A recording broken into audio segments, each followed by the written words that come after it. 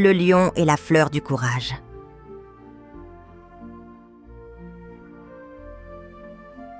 Il était une fois, dans la vaste savane dorée, un jeune lion nommé Léo. Autrefois, il était fier et fort. Son rugissement puissant résonnait loin, très loin. Mais un jour, component placement, une ombre de peur s'est glissée dans son cœur. Lorsqu'un groupe de hyènes menaça sa famille. Zrenia, Léo n'a pas réussi à les chasser. Depuis, il n'ose plus rugir.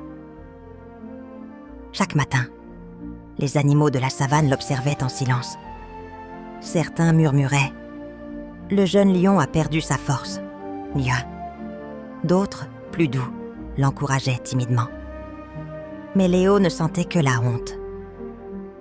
Un soir calme, Zrenia, alors que le soleil se couchait et peignait le ciel en orange et violet. Une vieille tortue aux yeux sages s'approcha lentement de Léo. Elle s'appela Maya. « Léo, dit-elle d'une voix douce. Pourquoi ce silence? Pourquoi ce cœur si lourd? » Léo baissa la tête et murmura « Je ne peux plus rugir. Je n'ai pas protégé ma famille. Les autres lions ne me respectent plus. » Maya sourit doucement, puis raconta. Au sommet de la montagne du vent, pousse une fleur très rare, la fleur du courage. Un seul de ses pétales suffit à réveiller le cœur le plus tremblant. Je l'ai vue autrefois, brillante sous la lune. Si tu la trouves, peut-être retrouveras-tu ton rugissement. Moi. Léo regarda la montagne, qui se dressait à l'horizon. Enveloppé de brume et de mystère, il sentit un frisson parcourir son dos. Je partirai. Maya, je veux retrouver mon courage. Mais j'ai peur. La tortue hocha la tête avec sagesse. La peur est normale. Léo, ce n'est pas l'absence de peur qui fait le courage, mais la volonté d'avancer malgré elle. Prends ce pendentif. Il te rappellera toujours que tu n'es jamais seul.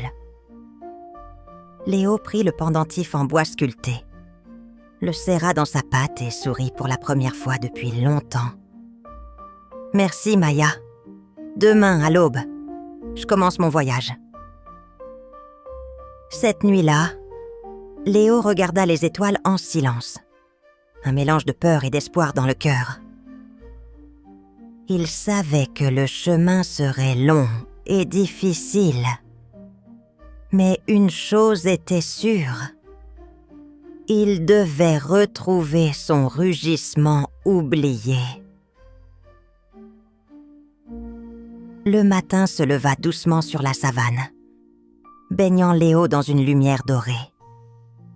Le jeune lion prit une profonde inspiration, puis s'élança vers la montagne du vent. Chaque pas l'éloignait un peu plus de sa peur. Au pied de la montagne, l'air devint plus frais et le vent soufflait plus fort. Léo frissonna, mais il continua à décider.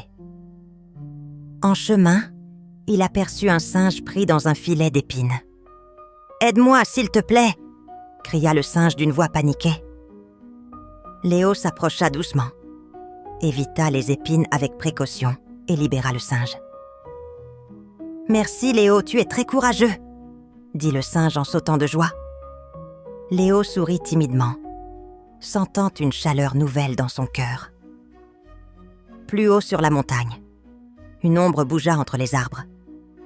Léo aperçut un petit oisillon tombé du nid, incapable de voler. « Ne t'inquiète pas, je vais t'aider, » murmura Léo. Il prit délicatement l'oisillon entre ses pattes, le ramena au nid et le remit en sécurité. Le petit oiseau pépia joyeusement, tandis que Léo sentit son courage grandir encore. « Tu es vraiment gentil, Léo. Merci. » La nuit approchait quand Léo rencontra une panthère affamée, maigre et fatiguée.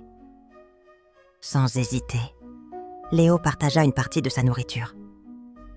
La panthère, émue, posa sa patte sur celle de Léo et dit « Tu as un cœur grand comme la savane. » Les étoiles commencèrent à briller. et une douce lumière dorée enveloppa Léo. Il regarda autour de lui, surpris, sentant une force nouvelle dans son cœur. La fleur du courage n'était peut-être pas loin. Enfin, après une montée ardue, Léo atteignit le sommet de la montagne du vent.